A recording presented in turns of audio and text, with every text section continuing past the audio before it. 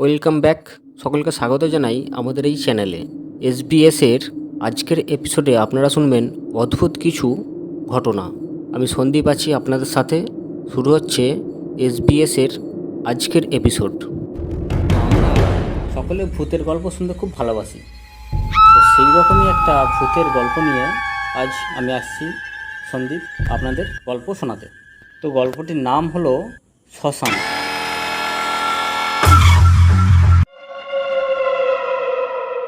তো গল্পটা হচ্ছে আমাদের 4 বন্ধুর। তো আমি, সৌভিক, সম্রাট আর আবির, আমরা এই 4 বন্ধু কৃষি বিশ্ববিদ্যালয় থেকে স্নাতক শেষ করে আমাদের গ্রামে গিয়ে মুরগি পালন, মাছের চাষ, পুকুর, খামার এসবের পাশাপাশি ফসলের চাষ করাও শুরু করি। তো আমাদের সমস্ত চাষাবাদ হয় আধুনিক প্রযুক্তির মাধ্যমে। সব খরচাপাতি করেও অনেক টাকা থাকে। তো আমরা 4 বন্ধু মিলে আমাদের গ্রামের শেষ প্রান্তে একটা বড় জমি কিনে নিয়ে তার কিছু অংশে ফুল, শাকসবজি আর বাকি অংশে মাছ চাষ শুরু করি। আমাদের জমির পাশেই ছিল শ্মশান। আমাদের জমির আশেপাশে তেমন কেউ যেত না, তবে গ্রামের কিছু লোক আছে যারা যেভাবেই হোক না কেন মাছ চুরি করবেই। তাই আমরা ঠিক করলাম যে পাহারা বসাবো। আমাদের সাথে অনেক লোকই কাজ করে, কিন্তু তারা কেউ রাজি হচ্ছে না। অগত্যা আমরা 4 বন্ধু ঠিক করলাম যে 2 জন করে পাহারা দেব। 4 বন্ধুর মধ্যে সৌভিক ছিল খুব ভীতু স্বভাবের, আর আবির ছিল কুড়ে, অলস প্রকৃতির। তাই কি আর করা যায়, তবুও তাদের জোর করায় তারা রাজি হয়ে গেল পাহারা দিতে। আগের রাতে সম্রাট আর আবিরের দায়িত্ব ছিল পাহারা দেওয়ার। সকালে সম্রাট আমাকে বলল, দোস্ত, আজ তুই আর জমিতে যাস না। আমি বললাম, কেন রে? সে বলল, আমি একটা অদ্ভুত স্বপ্ন দেখেছি। আমি বললাম, কি স্বপ্ন? সম্রাট বলল, হালকা ঠান্ডা বাতাস বইবে, তুই পুকুর পাড় দিয়ে হেঁটে ফুলের বাগানে যাবি। বাগানে হাঁটতে হাঁটতে তুই ভয়ঙ্কর কিছু দেখবি। আমি বললাম, আমি একা থাকবো না তো? সৌভিক থাকবে আমার সাথে। ও বলল, না, সৌভিক থাকবে না। বললাম, কেন? বলল, জানি না। ওর কথা শুনে বললাম, দোস্ত, স্বপ্ন সত্যি হয় না। বেলা 11টার দিকে আমাদের পাশের বাড়ির শ্যামল কাকা মারা গেলেন। ওনাকে চিতায় তুলতে তুলতে বিকাল 5টা বেজে গেল। রাত 12টার সময় করে সৌভিককে বললাম, চল আমরা জমিতে যাই। ও বলল, দোস্ত, আজ আমার খুব ভয় করছে, আর শরীরটাও কেমন যেন একটা খারাপ লাগছে। আজ যাব না, আর তুইও যাস না। সবাই বলে যেদিন কাউকে পোড়ানো হয় সেদিন নাকি শ্মশানের আশেপাশে যেতে নেই।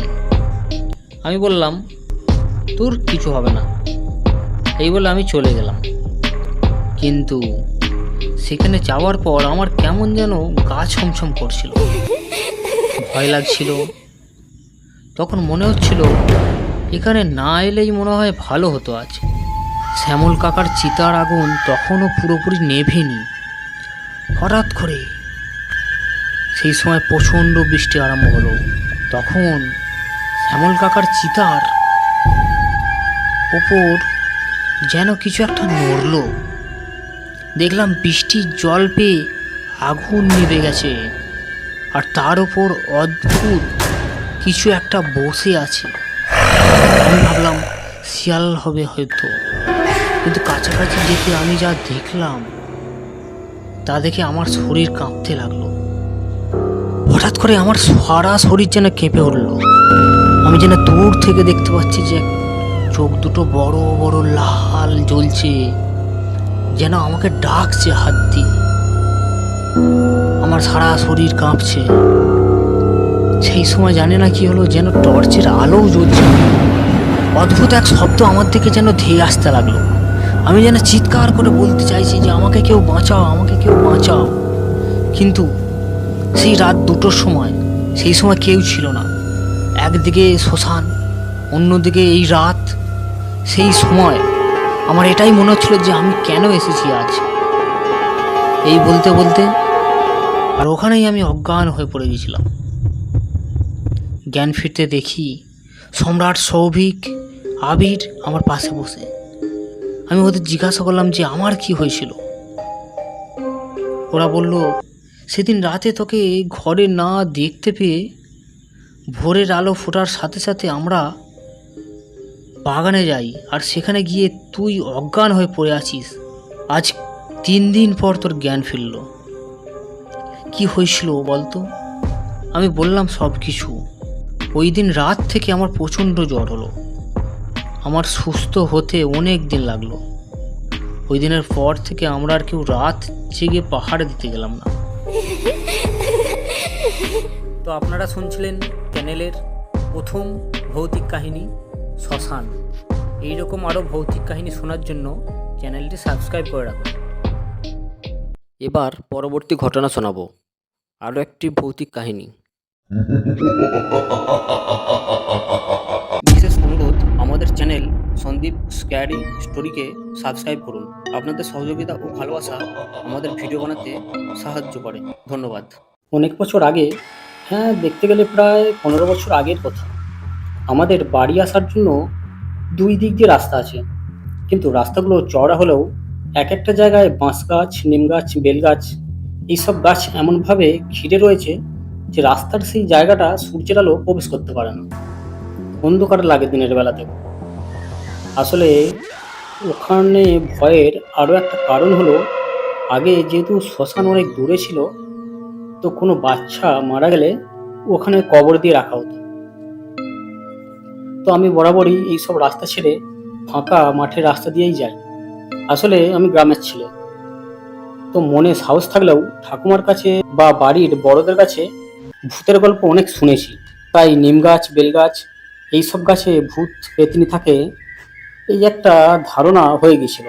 তো একবার সন্ধ্যাবেলাতে আমি ফেরার সময়, মাঠ দিয়ে তো আসা যাবে না, সাপের উপদ্রব, তাই ঠিক করলাম যে ওই রাস্তাটা দিয়েই যাব। আর সেই জন্য রাস্তাটা যেন শেষ হয় না, শুধু মনে হচ্ছে ওখানে যদি কিছু থাকে, কেউ যদি ডাকে। হাতে একটা লাইট আর পায়ে হেঁটে আমি এগিয়ে চলেছি। পূর্ণিমার চাঁদ সবটা আলোকিত করলেও রাস্তাটা অন্ধকার অনেক। নিশ্চুপ জায়গা, একা হাতে একটি টর্চ, আর আমি পায়ে হেঁটে এগিয়ে চলেছি। হঠাৎ করে একটা ঝোপঝাড়ে কিছু একটা নড়ে উঠল। আমি ভয় পেয়ে গেলাম। আশেপাশে কেউ নেই, ভয় বাড়তে লাগলো। এগিয়ে যাব নাকি না, এটা ভেবে ভেবে ঠিক করতে পারছিলাম না যে কি করা উচিত। হঠাৎ করে আমার খেয়াল পড়লো একটা ডাল রাস্তার ধারে পড়ে আছে। ওটাকে কুড়িয়ে নিলাম। ভয় লাগছে, তবুও সাহস নিয়ে এগিয়ে গেলাম ওখানে কি আছে সেটা দেখার জন্য। হঠাৎ করে সারা শরীর কেঁপে উঠলো, শরীরের সব লোম খাড়া হয়ে গেল বিকট এক শব্দে। তারপর আস্তে করে যেন শুনতে পেলাম কেউ আমার দিকে এগিয়ে আসছে। পায়ের শব্দ শুনতে পাচ্ছি। সারা শরীর আমার কাঁপছে, যেন এক্ষুনি কিছু হয়ে যাবে। চোখ দুটো জলে ভরে এলো যে আর মনে হয় নিজেকে বাঁচাতে পারলাম না। হঠাৎ করে জায়গাটা শান্ত হয়ে গেল। না ঝিঝি পোকার শব্দ, না বাতাসের, না হেঁটে আসার শব্দ। হঠাৎ করে জায়গাটা কুয়াশায় ভরে গেল। আমি পেছনে ঘুরে দেখি একটা মানুষ। আমার মুখ দিয়ে যেন কথা বেরোচ্ছে না। শীতস্পন্দন এতটাই বেড়ে গেল যে আমি এখানেই শেষ। কি বাবা, তুমি কি কিছু হারিয়ে ফেলেছো? খুঁজছো কিছু তুমি? আমি চুপ হয়ে ড্যাব ড্যাব করে তাকিয়ে রইলাম। আমার মুখের কথা যেন আটকে গেছে। কি হলো বাবা, তুমি কি কারোর জন্য অপেক্ষা করছো? তা এই শান্ত জায়গায় বেল গাছের কাছে এমন এখন দাঁড়িয়ে কি করছো তুমি? কথাগুলো শুনতে শুনতে আমার হৃদস্পন্দন কমতে লাগলো।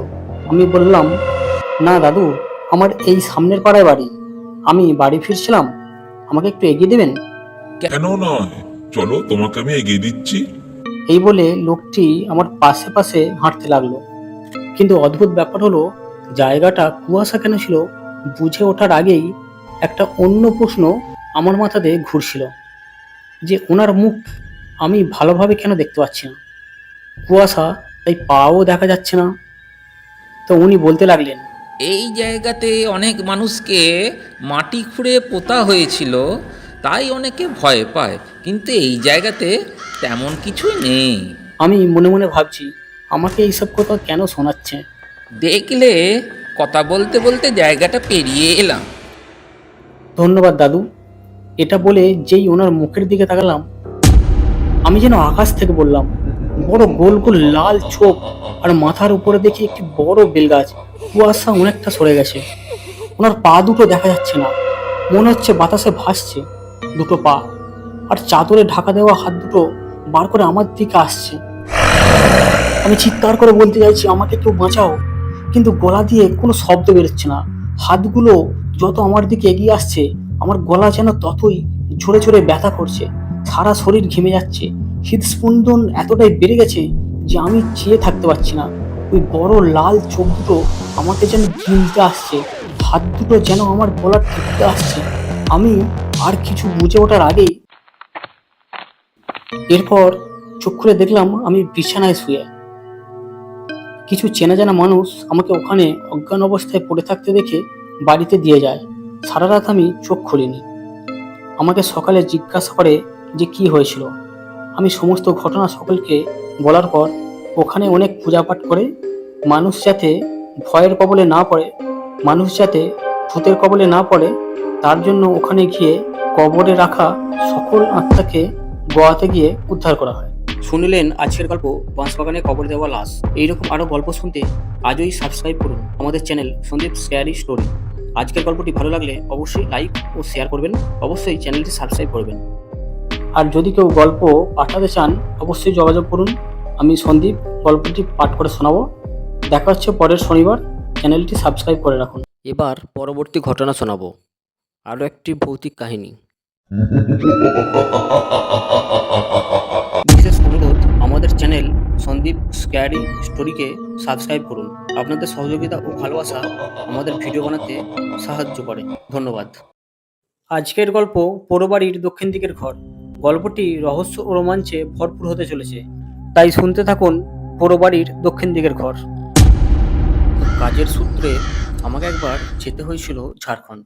তো আমি খুব এক্সাইটেড ছিলাম, কারণ শুনেছি ওখানে বেশ বড় বড় জঙ্গল আছে, আর জঙ্গলের ভেতর ঘুরে বেড়ানো একটা শখ বলা চলে। তো আমি বিকাল নাগাদ ওখানে পৌঁছে প্রাথমিকভাবে একটা হোটেলে এক রাত কাটাই। পরের দিন হোটেল থেকে ওখানের যে অফিস, সেখানে যাবার সময় একটা বাড়ি আমার নজরে আসে। দোতলা পাকা বাড়ি, আর বোর্ডটাতে লেখা আছে যে বাড়ি ভাড়া দেওয়া হবে। তো আমার কৌতূহল কাজ করছিল যে এইরকম একটা জায়গায় এই একটাই বাড়ি কেন, আশেপাশে জঙ্গল ছাড়া কিছুই দেখা যাচ্ছিল না। কিন্তু যেহেতু বাড়ি ভাড়া দিচ্ছে, তো নিশ্চয়ই এখানে মানুষজন আসে। তো ফেরার সময় বিকালে এসে যোগাযোগ করলে যদি এক সপ্তাহের জন্য বাড়িটা ভাড়া পাওয়া যায়। এমনিতেও বেশি লোকজন আমার পছন্দ নয়, শান্ত জায়গা আর জঙ্গল আছে। তো বিকালে আসার সময় ড্রাইভারকে জিজ্ঞাসা করলাম, আচ্ছা ড্রাইভারদা, রাস্তায় আসার সময় ওখানে একটা বাড়ি দেখলাম, ভাড়াও পাওয়া যায়। ওই পোড়ো বাড়িটা? বড় বাড়ি কেন? না, শুনেছি একসাথে ওদের বাড়ির সবাই মারা গিয়েছিল বহু বছর আগে। এখন অবশ্য বাড়িটা কিনে নতুন মালিক দারোয়ান রেখেছে, কিন্তু ওই বাড়ির অনেক রহস্য রয়েছে বাবু। আমি ঠিক জানি না, তবে আগে অনেক ঘটনাই শুনেছি, কিন্তু আমি তেমন কিছু দেখিনি। তার মানে তুমি বলতে চাইছো এখন আর সেই রকম কিছুই নেই? না। কিছুই শোনোনি, তাই তো? না। আচ্ছা বেশ, হতে পারে আগে কিছু ঘটনা ঘটেছে, কিন্তু বাড়ি ভাড়া যখন দিচ্ছে তার মানে ভয়ের কিছু নেই। তার উপর দারোয়ান তো থাকছেই, ভয় কি? একবার ওখানে দাঁড়াবে তো, আমি একটু কথা বলে নেব। এই যে দারোয়ানদা, শোনো, তোমার বাবু কোথায়? হ্যাঁ বলুন, ওই তো বাবু। না আসলে এই পথ দিয়েই যাচ্ছিলাম, লেখাটা দেখলাম যে এই বাড়িটা ভাড়া দেওয়া হবে। তো এখানে আমি 7 দিন আছি, যদি বাড়িটা ভাড়া পাওয়া যেত সেই বিষয়ে কথা বলতে এলাম। তা আপনি ভালোই করেছেন, বাড়িটা ভাড়া দেব, কোনো অসুবিধা নেই। নিচে 3 কামরা আর উপরে 2 কামরা রুম আছে, বাথরুম রান্নাঘর আলাদা। আসলে আমি চাইছি এটাকে মটেল বানাবো। কথা বলে নিয়ে আমি সেদিনই চলে এলাম। সেই বাড়িতে। যেহেতু রান্না সেদিন কিছু করা যাবে না, তাই কিছু খাবার সঙ্গে নিয়ে এলাম। কিন্তু বাড়িতে ঢোকার পর থেকেই কেন জানি না আমার একটু গা ছমছম করতে লাগলো। কিন্তু বরাবরই আমি ভূতের গল্প শুনতাম, কিন্তু বাস্তব জীবনে সেই রকমের কোনোদিন কোনো অভিজ্ঞতা হয়নি। তাই এটাকে নিছক মনের ভুল ভেবে পূর্ব দিকের ঘরটায় এলাম। জানালার পাশে একটা অদ্ভুত আয়না, যেন মনে হচ্ছে আয়নাতে কারো দুটো চোখ আমি দেখলাম, জ্বলজ্বল করছিল। কিন্তু আমি দ্বিতীয়বার দেখাতেই সেখানে কিছু দেখতে পেলাম না। এটাও মনের ভুল ভেবে নিয়ে, কিন্তু সবকিছু কেন জানি না স্বাভাবিক লাগছিল না। দারোয়ানকে ডেকে জিজ্ঞাসা করলাম, এখানে তুমি কতদিন আছো? সে বলল, আমি এখানে এই 10 দিন মতো কাজ করছি, আর সন্ধ্যাবেলায় বাড়ি চলে যাই। দারোয়ান বলল, আপনি এখানে থাকবেন তাই আমাকেও বাবু থাকতে বলে গেছে। আমি বাইরের দিকে থাকবো, কিছু অসুবিধা হলে আপনি আমাকে ডাকবেন। ওর কথা শুনে কিছুটা স্বস্তি পেলাম যে ও তো 10 দিন ধরে কাজ করছে। ভূত তারে কিছু নয়, ওসব আমার মনের ভুল। হঠাৎ একটা শব্দ, পূর্ব দিকের জানালাটা খুলে দেখলাম একটা বিড়াল, আর কি দুর্গন্ধ আসছিল। জানালার নিচেই আছে একটা ছোট ডোবা, কিন্তু ডোবাটা পরিষ্কার করা নেই কেন? অদ্ভুত লাগছে ডোবাটা, আর বুঝতে পারছিলাম না এখানে সব জিনিস এতটা অদ্ভুত কেন। দারোয়ানকে বললাম, খুব দুর্গন্ধ, এভাবে তো থাকা যায় না, কাল লোক দিয়ে ডোবাটা পরিষ্কার করিয়ে দেবে। বলে আমি দক্ষিণ দিকের ঘরটার দিকে এগোতে লাগলাম। হঠাৎ একটা কণ্ঠস্বর আমার সারা শরীরের লোম খাড়া করে দিল।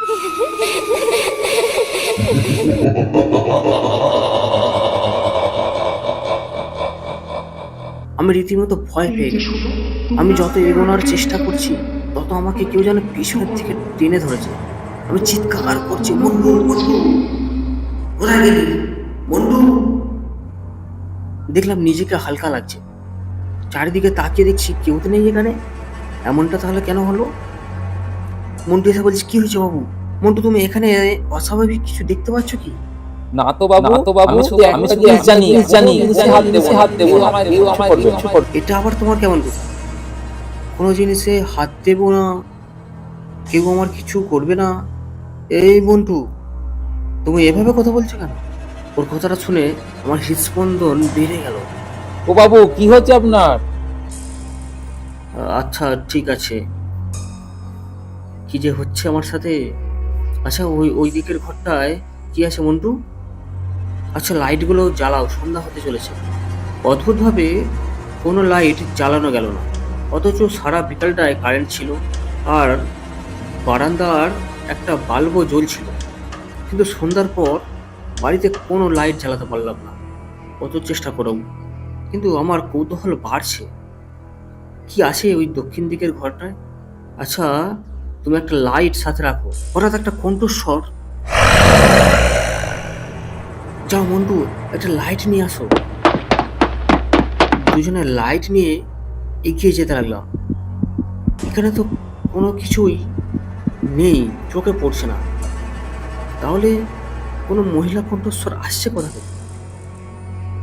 কথাটাই বা কে বললো? হঠাৎ করে আরো কিছু কথা ভেসে আসতে লাগলো। এই যে শোনো, তোমরা আমাকে আটকে রেখেছ কেন? আমাকে মৃত্যু করো। দরজা খোলো বলছি। কথাটা শুনতে শুনতে দুজনে তোমরা আমাকে দাঁড়িয়ে আটকে গেলাম। রেখেছ কেন? আমাকে কে বন্দি আছে ওই ঘরে? হঠাৎ লাইটগুলো জ্বলে উঠল, খোলো বলছি। দরজাগুলো আপনা আপনি খুলে গেল। দুজনে এতটাই ভয় পেয়েছে যে একে অপরের হাত দুটো শক্ত করে ধরছি। ঘর থেকে একজন মহিলা মুখ বার করে দেখছে। লাইটটা হাত থেকে পড়ে গেল। লাল বড় বড় চোখ, সাদা শাড়ি, আমাদের দিকে এগিয়ে আসছে। আমরা চিৎকার করছি, বাঁচাও বাঁচাও বাঁচাও বাঁচাও। কেউ কোথাও নেই, নির্জন জায়গায় নিমেষের মধ্যে মেয়েটি উধাও হয়ে গেল। জঙ্গলের দিক থেকে কুয়াশা ঢুকতে লাগলো ঘরে। ঘুরে পেছন দিকে তাকাতে দেখলাম দুটো হাত আমাদের দিকে এগিয়ে আসছে। আমরা ছুটছি, এক ঝটকা হাওয়ায় বাড়ির সমস্ত বাসনপত্র ফেলে দিচ্ছে। লাইটগুলো কখনো জ্বলছে, কখনো নিভছে। দুটো হাত আমাদের দিকে ধেয়ে আসছে। আমরা ছুটে দক্ষিণ দিকের ঘরটায় ঢুকে গেলাম। নিজেদের চোখে বিশ্বাস করতে পারছি না। একটা লোক নিচে মাথা করে সিলিং দিয়ে হাঁটছে, আর একটা আয়নাতে দুটো মহিলা হাত বাড়িয়ে ডাকছে। সেই অদ্ভুত দৃশ্য সারা শরীরের লোম খাড়া করে দেয়। হঠাৎ করে সবকিছু শান্ত হয়ে গেল। চোখের পলকে কেউ কোথাও নেই। আয়নাতে লেখা আছে, আমাদের মুক্ত করো। সাহস নিয়ে দুজনে এক পা করে এগিয়ে গেলাম আয়নার দিকে। দেখি আয়নাতে রক্তে লেখা আছে, আমাদের মুক্ত করো। তোমরা আমাকে আটকে সঙ্গে সঙ্গে আয়নার ভেতর থেকে লাল দুটি চোখ আমাদের দেখতে লাগলো। শরীর থরথর করে কাঁপছে। গোটা আয়নাতে চারপাশ দিয়ে রক্তে কেমন ভরে যাচ্ছে। সেই রক্ত আয়না বেয়ে নিচের দিকে ঘুরিয়ে পড়ছে। গোটা ঘরে রক্তের ছড়াছড়ি। শুধু একটা কথাই শোনা যাচ্ছে, আমাদের মুক্তি দাও, আমাদের মুক্তি দাও। এই অস্বাভাবিক দৃশ্য দেখার পর আমরা দুজনে অজ্ঞান হয়ে পড়ে যাই। সকালে বাড়ির মালিক এসে আমাদের জ্ঞান ফেরায়। আশ্চর্যের ব্যাপার হচ্ছে, ঘরে কোনো রক্ত ছিল না, একদম স্বাভাবিক পরিবেশ, কিন্তু শুধুমাত্র আয়নাতে রক্ত ছিল। যেটা আমরা বাড়ির মালিককে দেখিয়ে সমস্ত ঘটনা খুলে বললাম। খোঁজখবর নিয়ে জানা গেল, একদল ডাকাত ডাকাতি করতে এসে পরিবারের সবাইকে হত্যা করে পাশের ওই ডোবাটায় ফেলে দিয়েছিল। কিন্তু কেউ আসে না এখানে, তাই সন্ধ্যার পর এখানে কি হয় কেউ জানতো না। মানুষ মুখে মুখে নানা গল্প বলে বেড়াতো, কিন্তু সেভাবে কারো চোখে পড়েনি, কারণ সন্ধ্যার পর এখানে তো কেউ আসতোই না। কিন্তু আমরা এখানে থাকার পর এখানে কি হয় সেটা আমরা বুঝতে পেরেছি। তাই আত্মারা এখানে আসে আর নিজেদের মুক্তির কথা আমাদের শোনায়। সেদিন ওখানে অনেক লোকজন জড়ো হয়ে যায়। ডোবাটা পরিষ্কার করা হয়, বিভিন্ন পূজা পাঠ করা হয়, আর এই বাড়িতে থাকা সকল আত্মাকে উদ্ধার করে দেওয়া হয়। আর সেই আয়না, বাড়িতে যতগুলো আয়না ছিল সমস্ত আয়নাকে সরিয়ে দেওয়া হয়। কিভাবে ওখানে রক্ত আসছিল জানি না, তবে আয়নার উপর রং করা আছে। হতে পারে এখানে যেদিন হত্যা করা হয়েছিল তো কিছু রক্ত আয়নাতে লেগে গিয়েছিল, তাই আয়নাগুলোকে সরিয়ে ফেলা হয়। তারপর থেকে এখানে আর সেই রকম কিছুই দেখা যায়নি। শুনলেন আজকের গল্প পোড়বাড়ির দক্ষিণ দিকের ঘর। এইরকম আরো গল্প শুনতে আজই সাবস্ক্রাইব করুন আমাদের চ্যানেল সন্দীপ স্ক্যারি স্টোরি। আজকের গল্পটি ভালো লাগলে অবশ্যই লাইক ও শেয়ার করবেন, অবশ্যই চ্যানেলটি সাবস্ক্রাইব করবেন। এবার পরবর্তী ঘটনা শোনাবো, আরও একটি ভৌতিক কাহিনী। বিশেষ অনুরোধ, আমাদের চ্যানেল সন্দীপ স্ক্যারি স্টোরিকে সাবস্ক্রাইব করুন। আপনাদের সহযোগিতা ও ভালোবাসা আমাদের ভিডিও বানাতে সাহায্য করে। ধন্যবাদ। শুরু হচ্ছে আজকের গল্প, জঙ্গলের ভিতর 130টি লাশ। ইন্ডিয়া পাকিস্তানের ম্যাচ চলছে। তিন বন্ধু সোহেল, প্রান্তিক আর শিবম পাড়ার ক্লাব ঘরে ম্যাচ দেখছে। ইন্ডিয়া পাকিস্তান ম্যাচ মানে যারা ক্রিকেট ভালোবাসে তারা সেই ম্যাচটা দেখবেই। ম্যাচ দেখতে দেখতে রাত 12টা বেজে যায়। কিন্তু আরও একটা বন্ধু সুজয়, সে বলে, আমি আর বাড়ি যাব না, আমি খেয়ে এসেছি। ও মণিপুর বেলতলা মাঠের পাশে যে ফাঁকা জায়গা আছে সেখানে নাকি প্যান্ডেল খাটিয়ে যাত্রাপালা হচ্ছে, আর ও সেখানে যাবে। সোহেল বলল, চল আমরাও যাই। কিন্তু যেহেতু ওরা তিন বন্ধু খেয়ে আসেনি, তাই সোহেল বলল, আচ্ছা আমি খেয়ে আসি, একসাথে যাব। সবাই রাজি হয়ে গেল। কিন্তু সুজয় বলল, না না, আমি এগিয়ে যাচ্ছি, তোরা তিনজন পরে আয়, বলে ও বেরিয়ে চলে গেল। সোহেল, প্রান্তিক আর শিবম ঠিক করলো যে রাত 12:30টার সময় তারা এক জায়গায় দেখা হয়ে তারপর তারা একসাথে যাবে। শিবম ভীতু ছেলে, সে বলল, আমাকে বাড়ি থেকে নিয়ে গেলে হতো না? সোহেল বলল, আরে না না, ভয় পাস না, আমরা তোর বাড়ির কাজ পর্যন্ত যাব, তুই একটু এগিয়ে আসবি, একসাথে চলে যাব। তো সবাই খেয়ে একসাথে দেখা করে যেতে লাগলো। যেহেতু একটু লেট হয়ে গেছে, তাই তারা ভাবলো শর্টকাট রাস্তা দিয়েই যাবে। কিন্তু শিবম বারণ করলো, কারণ ওই রাস্তার পাশে নাকি একটা বড় গাছ আছে, যে গাছে পেতনি আছে। সোহেল বলল, আরে ওসব আগে ছিল, ঠাকুমা গল্প শোনাতো, এখন আর নেই। পেতনি বলে আর কিছু হয় না, ওসব মনের ভুল। কিন্তু ওরা বুঝতে পারেনি ভয়ানক কিছু ঘটনা ওদের জন্য অপেক্ষা করছে। তারা যেতে যেতে হঠাৎ করে একটা কালো বিড়াল রাস্তার এদিক থেকে ওদিক চলে গেল। ওটা সোহেল, দাঁড়া দাঁড়া, শিবম বলে উঠল। এটা বলতে বলতে একটা মেয়ের কণ্ঠস্বর ভেসে আসতে লাগলো। তখন সবার একটু নার্ভাস লাগলো। অত রাতে মেয়ের গলা, তাহলে কি সত্যি সত্যি? এটা বলে সোহেল যেই পেছনের দিকে ঘুরে দেখলো, অবাক হয়ে গেল। এইমাত্র প্রান্তিক এখানে ছিল, ও গেল কোথায়? হঠাৎ করে মহিলার কণ্ঠস্বর থেমে গেল, চারিদিক নিস্তব্ধতা। তারা দুজনে ডাকতে লাগলো, প্রান্তিক প্রান্তিক প্রান্তিক প্রান্তিক প্রান্তিক। হঠাৎ করে একটা গাছের ডাল ওদের দুজনের মাঝখানে। নিজেদের বাঁচানোর জন্য ওরা লাফ দিল সাইডে। সোহেলের হাত ছিঁড়ে গেল, রক্ত বেরোচ্ছে। সেই সময় প্রান্তিক চিৎকার করে উঠল, বাঁচা বাঁচা বাঁচা বাঁচা বাঁচা। তারপর আবার নিস্তব্ধতা। দুজনের শরীরে তখন যেন কাঁপুনি শুরু হলো, সারা শরীরের লোম খাড়া হয়ে গেল। কিন্তু বন্ধুকে তো বাঁচাতে হবে। টর্চ লাইট যতদূর যায় ততদূর তারা দেখছে, কিন্তু রাস্তার দুধারে যতদূর চোখ যায় শুধু গাছ।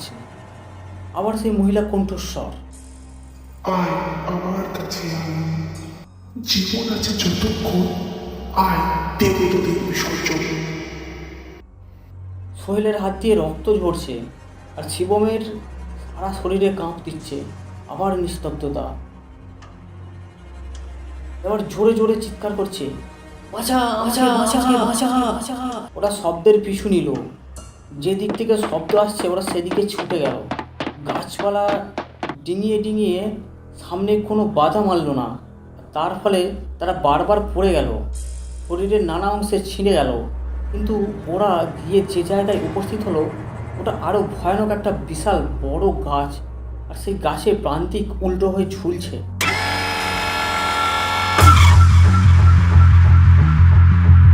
আর তার দড়ি আছে গাছের ডালে বসে থাকা সাদা কাপড় পরা এক মহিলার হাতে। মানে ওটাই সেই পেতনি। তারা অনুভব করলো গাছটা যেন সরে সরে যাচ্ছে। কিন্তু তার থেকে আশ্চর্যের ব্যাপার হলো, তাদের পা ধরে কেউ টানছে। এই পা দুটো যেন সরসর করছে। নিচের দিকে চোখ যেতে না যেতেই সোহেলের পায়ে গাছের শেকড় বেঁধে গাছটা নিজের দিকে সোহেলকে টানতে লাগলো। শিবম তাকে বাঁচানোর জন্য তার হাত দুটো ধরে টানতে লাগলো। শুরু হলো ভূতে মানুষের অস্তিত্ব রক্ষার লড়াই। শিবম প্রথমে একটি গাছের ডাল ধরল এক হাতে, অন্য হাতে সোহেলকে, কিন্তু সেটাও ধরে রাখতে পারলো না। কিন্তু এই অবস্থায় সোহেল লক্ষ্য করলো তার চারপাশে পড়ে রয়েছে অনেক কঙ্কাল। আসলে এক এমন জায়গায় আছে যে জায়গায় বহু বছর আগে গণহত্যা করা হয়েছিল। সেই সমস্ত মানুষের কঙ্কাল এখানে পড়ে আছে, আর আছে সেই রাজাদের আমলের জং ধরে যাওয়া তলোয়ার। সোহেল বলল, ওই দেখ তলোয়ার। শিবম একটা তুলে নিয়ে গাছের শেকড়ে কাটতে লাগলো, আর সে সোহেলকে গাছের শেকড়ের হাত থেকে বাঁচালো। কিন্তু প্রান্তিক এখনও ঝুলছে। জায়গাটা এতটাই অদ্ভুত, চারিদিকে কঙ্কাল যেন মৃত্যু স্তূপের। কিন্তু মনে মনে এটাই ভাবছে, বন্ধুকে বাঁচানোর জন্য যা যা করা যায় সব তারা করবে। কঙ্কাল মাথার খুলিগুলো পায়ে সরাতে সরাতে দুজনে দু হাতে দুটো তলোয়ার নিয়ে এগিয়ে যেতে লাগলো, আর মুখে বলতে লাগলো, রাম রাম রাম। ভয়ানক দৃশ্যের পাশাপাশি শরীর এতটাই কাঁপছিল, তাদের হৃদস্পন্দন এতটাই বেড়ে গিয়েছিল, তারা নিজেদের বাঁচাবে কীভাবে সেটাও বুঝে উঠতে পারছিল না। কিন্তু পেতেই হঠাৎ বলে উঠল, এখানে 130টা একটা মন্দির আছে, আমরা মানুষের ক্ষতি চাই না, তোমরা আমাদের মুক্তি দাও, আমাদের মুক্তি দাও। সঙ্গে সঙ্গে ঠাকুমার বলা গল্পগুলো মনে পড়ে যায় দুজনের। ওখানে রাজাদের আমলে শুধুমাত্র শক্তি পরীক্ষা করার জন্য সাধারণ মানুষের ওপর গণহত্যা চালানো হয়েছিল। কথাগুলো তাহলে বানানো কোনো কথা ছিল না, সবটাই সত্যি ছিল। দুজনে ভীতু গলায় বলতে লাগলো, কি করব আমরা তা বলে। ততক্ষণে প্রান্তিককে ছেড়ে দিয়েছে। চোখের সামনে দেখতে পাচ্ছি আরও অগণিত সব মৃতদেহ, আর তাদের হাওয়াতে ভেসে ওঠা হালকা সাদা রঙের উড়ন্ত আত্মা। সবাই বলতে লাগলো, আমাদের মুক্তি দাও। তারপর এক নিমেষে সব উদাও। আমরা এতটা ভয় পেয়ে গেছিলাম যে মুখ দিয়ে কথা বেরোচ্ছিল না। তিনজনে সেখান থেকে বেরিয়ে সেই রাতেই বাড়ির বড়দের জানানো হলে সকালে সমস্ত গ্রামের লোকজন ওখানে আসে, আর যেমনটা বলেছিলাম সবটাই দেখতে পায়। রাজাদের তলোয়ার থেকে শুরু করে অগণিত মানুষের কঙ্কাল। গ্রামের লোকজন সেই জায়গাতে সমস্ত আত্মাকে মুক্তির জন্য যা যা করণীয় সেগুলো সব করে। আর ওখানে যাতে ভুতুড়ে পরিবেশ না থাকে সেজন্য জায়গাটা খুব সুন্দরভাবে সাজিয়ে তোলা হয় আর একটা মন্দির প্রতিষ্ঠা করা হয়। শুনলেন আজকের গল্প জঙ্গলের ভেতর 130টি লাশ। এইরকম আরও গল্প শুনতে আজই সাবস্ক্রাইব করুন আমাদের চ্যানেল সন্দীপ স্ক্যারি স্টোরি। আজকের গল্পটি ভালো লাগলে অবশ্যই লাইক ও শেয়ার করবেন, অবশ্যই চ্যানেলটি সাবস্ক্রাইব করবেন।